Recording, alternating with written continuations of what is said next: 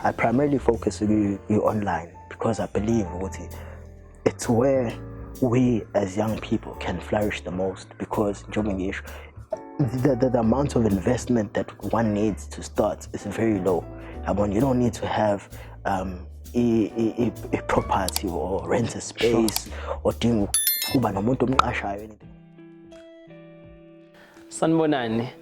My name is Nhlakanipho Hadebe, and welcome to Anchored Stories, where we look at different entrepreneurs who are executing on their dreams. We look from small businesses to big businesses. So today's guest is a very amazing young man. He's doing publishing, he's doing fashion, and he's a visionary and he's a dreamer. So today we will look into his life and look into his business. So, ladies and gentlemen, please help me welcome Uzuko Retro. What up? What is Kau? Aye, Sapila. Welcome to Anchored Stories. Thank you for having me. Sure.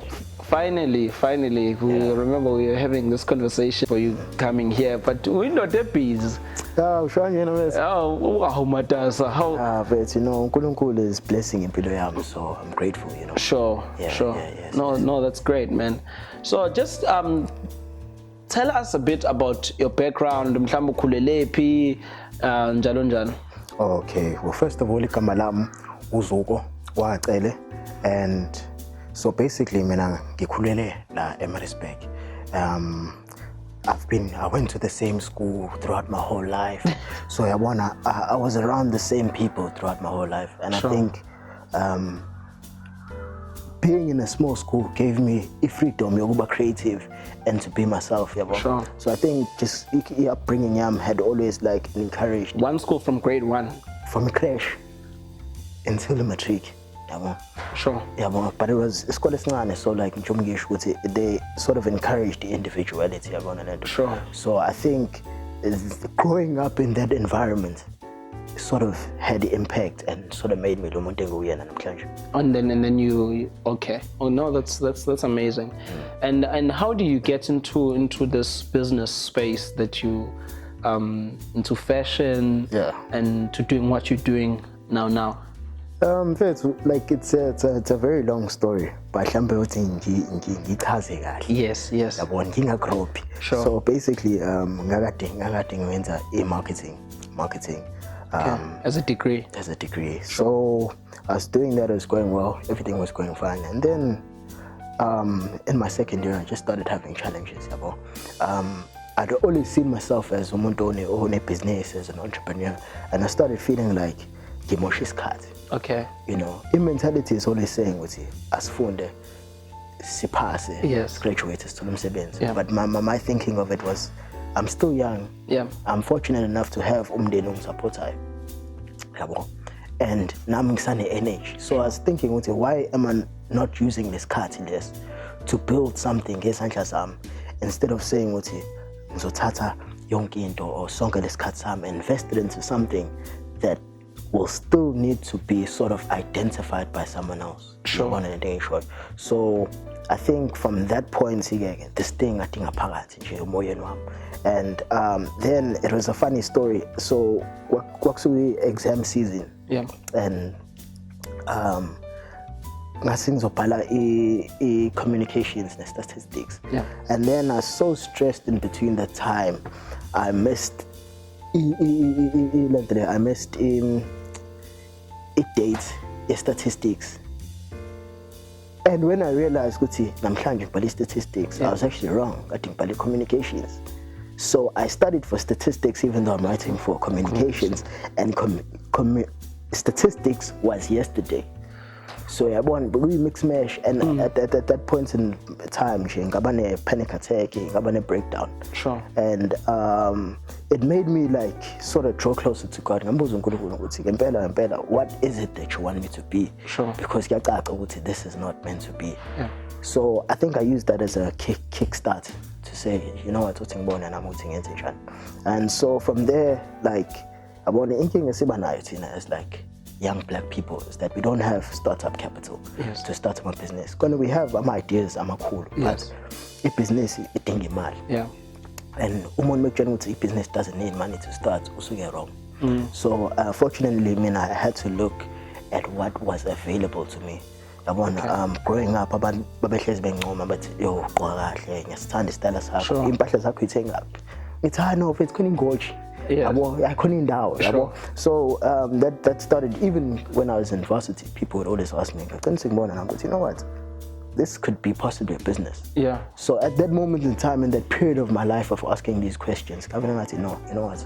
Let me try to this thing. Sure. And yeah, so it just kept on going. And from from that place, I started putting it into a magazine and creating Sure. We'll speak about magazine a bit later. Okay. But it's such an interesting story. Uguti, you started with what you've got, and then grew bigger. So what kind of fashion do you do? So me, I deal with a vintage, a thrift. So a lot of people sometimes don't understand what it is. A thrift basically is impahla zamkhulu nogogo. Okay. Istayela sakudala. Yes. So what has happened is within the fashion world and society as a whole is that we always go back to the past. Yes. And reimagine and recreate trends of the past today.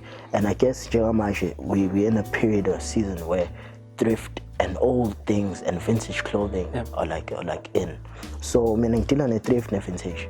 Yo, thanks to you, I've got this. Is this thrift or vintage? Thrift. Okay, so guys, this is thrift. I am thrift. Yeah, I accept a photo of it. Oh, thank you so much. Sure. Thank you so much. Wow. So you are big on social media, in terms of advertising, and how did you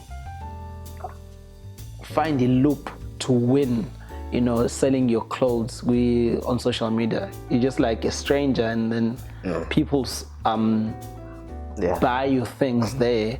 How is it working for you? It's working fine. I think it's where I'm most comfortable at.